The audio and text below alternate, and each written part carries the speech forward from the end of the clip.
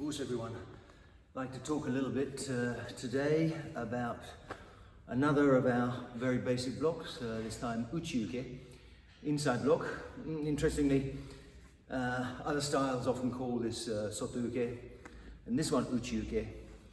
It's just inside and outside reversed. I mean, if you're blocking from the inside to the outside, you might want to call it Soto Uke, but if you're blocking from the inside, and that's where you feel the name derives, then Uchi Uke, and that's the standard Shotokan name for it, of course.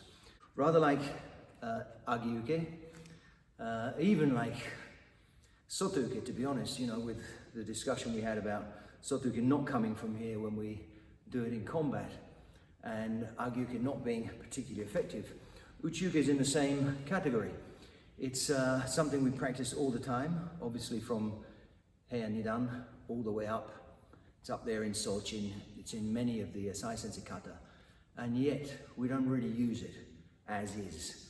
In other words, we don't really use it as we practice it thousands of times in our Kihon. And so going back to these three criteria that I mentioned before, first one is just to simply have the shape and the technical, conventional course of the movement. And Uchi Uke, obviously from Hammi, Shomen, right here, to the finish. Shomen here, to the finish. There's the middle, really in Shomen, there's the finish. Okay? There's the middle, there's the finish. So this is the conventional shape and the conventional course. I like to keep my hand rather low, which is an important consideration for two reasons.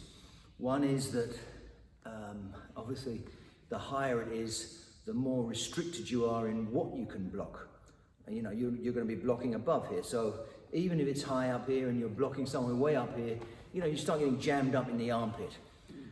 There's reasons for it to come up high though, and they're not good. The reasons it comes up high is when we do something with our arm, or we have a sort of message from the brain, which shouldn't get involved, is to put your hand under your arm. So, you know, here's sort of arbitrary for the brain. It could be here, could be here, could be here. Now, when the body is told to do something, it will draw it really low. In other words, where it is just above your belt, perhaps just under your bottom rib, and it'll slide round to be thumb side on the bottom rib on the other side.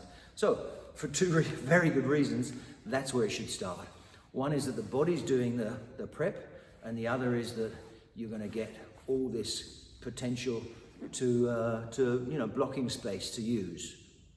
Not only that, of course, it's not going to get tangled up with the other arm. Now, so that's the course, and that's the technical shape. The application, of course, would be to have a light, quick, snapping block. The disadvantages are it's not very strong. The advantage is you're probably going to open up your opponent to counter. Especially if you block on their outside, you're going to restrict their movement in order to be able to counter-attack by creating an opening. So it has its use, but we don't use it very much because it's difficult, really difficult.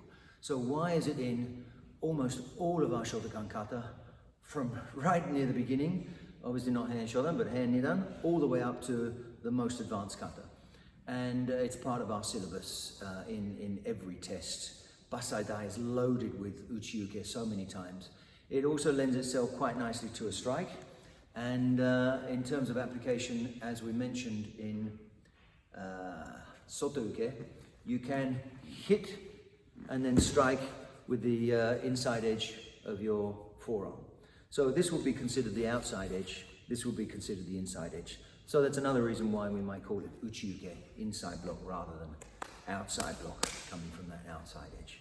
Now, then we come on to our third reason for practicing these Kihon techniques so relentlessly. What's it teaching us about our body?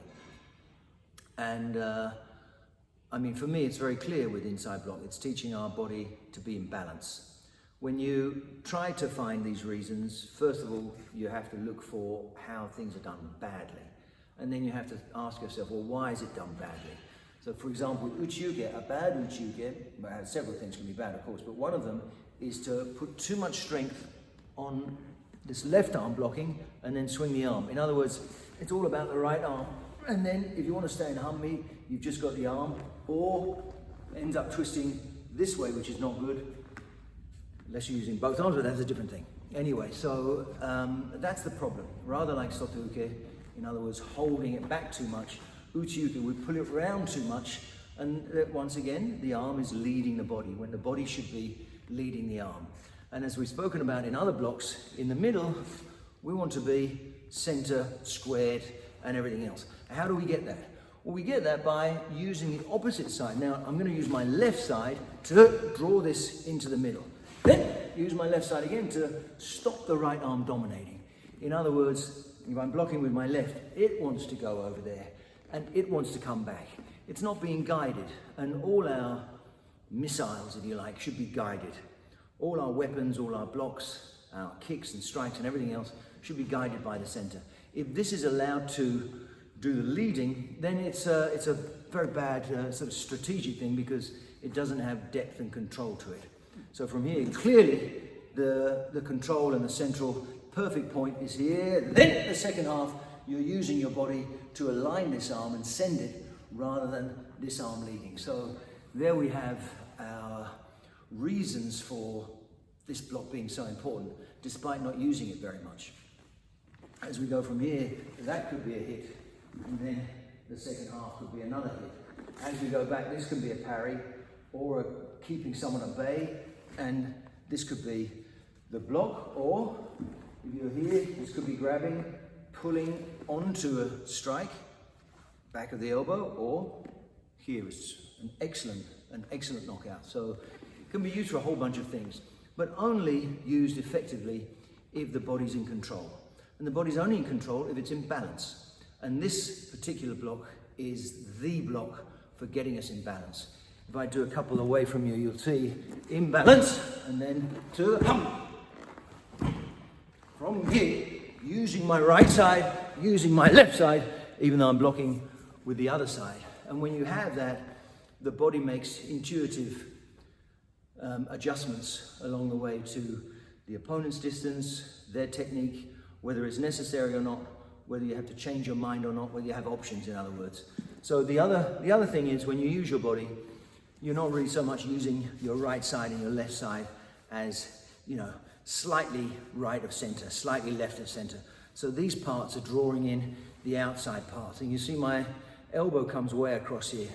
If you do it with the outside of your body, you're going to end up in this shape, which is not efficient and doesn't really do the job. If we're looking at just blocking, bringing this here, swinging it over, well, the attack has to be particularly bad or particularly wide or particularly slow to be able to allow that to happen.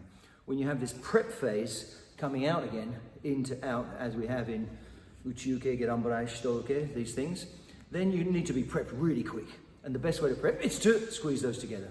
If you're working for perfection, you want to not just squeeze them together, but pop apart in the blink of an eye. If you bring your arm round, it's going to go this way, change everything and go this way. It's just going to be too slow. When you squeeze your center here, then speed comes very, very continuously, instead of this choppy kind of stop-start movement, which of course is a huge advantage. Okay, so that's hopefully some food for thought for you, and see how you get on. Let me know. Awesome.